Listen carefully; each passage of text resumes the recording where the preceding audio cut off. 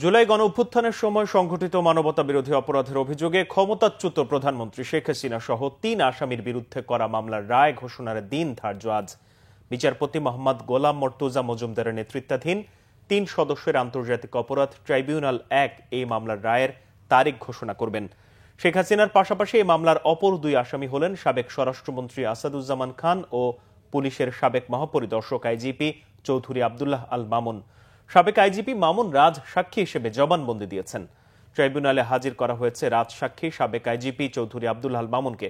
কিছুক্ষণ আগেই আদালতে আনা হয় তাকে। এদিকে রায়ের দিন ঘোষণাকে কেন্দ্র করে কঠোর অবস্থানে আইন শৃঙ্খলা বাহিনী। সুপ্রিম কোর্ট ও ট্রাইব্যুনাল এলাকায় রয়েছে কড়া নিরাপত্তা ব্যবস্থা। রাজধানী ঢাকা ও আশপাশের এলাকায় বিজিবি মোতায়েন করা হয়েছে। আদালতের প্রবেশপথে সেনাবাহিনী মোতায়েন করা হয়েছে।